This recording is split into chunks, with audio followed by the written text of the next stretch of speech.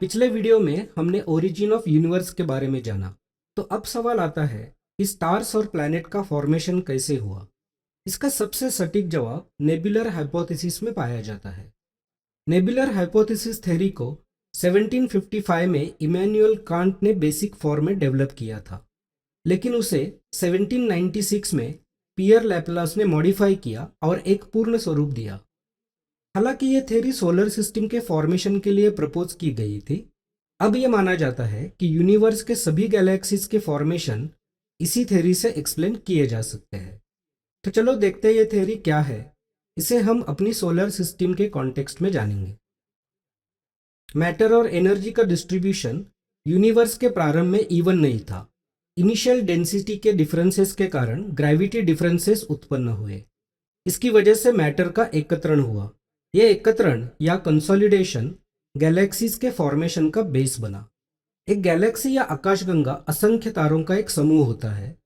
उसका विस्तार इतना अधिक होता है कि उनकी दूरी लाइट ईयर्स में नापी जाती है। गैलेक्सी के निर्माण की शुरुआत हाइड्रोजन गैस के संचयन या एक्यूमुलेशन से बने एक अति विशाल बादल से होती है, जिसे हम नेबुला कहते हैं। जिस नेबुला से अपनी सोलर सिस्टम बनी है उसे सोलर नेबुला कहते हैं। नेबुला एक इंटरस्टेलर यानी तारों के बीच में एक इंडिपेंडेंट एंटिटी होते हैं। नेबुला एक अति विशाल बादल है जो कि हाइड्रोजन, हेलियम और डस्ट पार्टिकल से बना है। जो सोलर नेबुला था उसका साइज आज के सोलर सिस्टम के बराबर था। 4.7 बिलियन साल पहले इस सोलर नेबुला क्लाउड ने घूमना चालू किया। नेबुला का ग्रेविटेशनल फोर्स उसके सेंट्रीफ्यूगल फोर्स से कई ज्यादा था। सेंट्रीफ्यूगल फोर्स मतलब वो फोर्स जो किसी भी रोटेटिंग ऑब्जेक्ट को बाहर की ओर फेंकने की कोशिश करता है, और ग्रेविटी जैसा कि आप जानते हैं ऑब्जेक्ट को अपनी ओर खींचने की कोशिश करती है।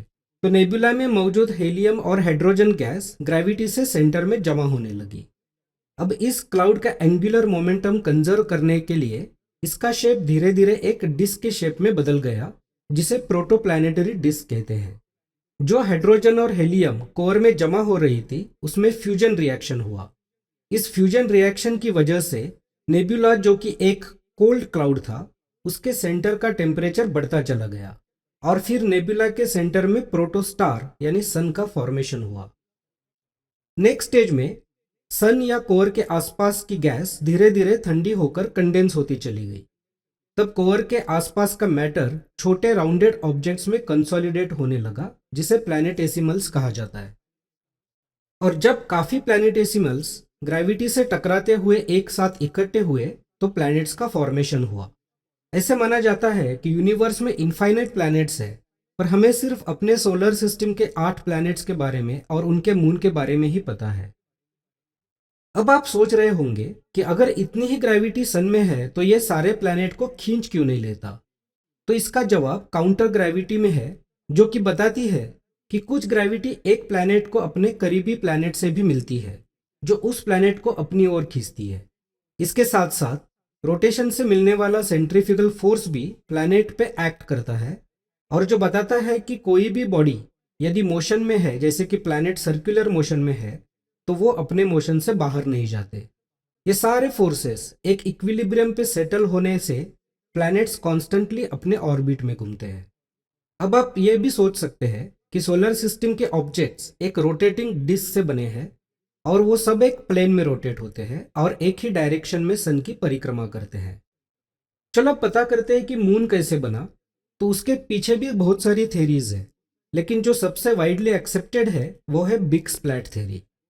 बिग स्प्लैट थ्योरी में बताया गया कि अर्थ की फॉर्मेशन के कुछ समय बाद एक बॉडी जिसका आकार लगभग मार्स के बराबर या शायद उससे 3 गुना ज्यादा था, वो पृथ्वी से टकरा गया, जिसे बिग स्प्लैट कहते हैं। लगभग 4 बिलियन साल पहले हुए इस इम्पैक्ट के कारण पृथ्वी का एक पार्ट निकल गया, जो बाद में चल के पृथ्वी के आसपास ऑर्बिट बनाकर चक्कर लगाने लगा। इस निकले हुए पोर्शन को हम मून कहते हैं, और क्योंकि ये एक नेचुरल प्रोसेस से बना है, मून को पृथ्वी का नेचुरल सैटेलाइट कहा जाता है। मैं आशा करता हूं कि इस वीडियो में आपने नेबुलर हाइपोथेसिस को ठीक तरह से समझा होगा और स्टार्स और प्लैनेट के फॉर्मेशन को भी समझा होगा। अगर आपको ये वीडियो पसंद आया हो तो उसे जरूर लाइक कीजिए, कमेंट कीजिए और हमारे चैनल को सब्सक्राइब कीजिए। इस वीडियो को अपने दोस्तों के साथ शेयर करने से मत भूलिए। Thank you.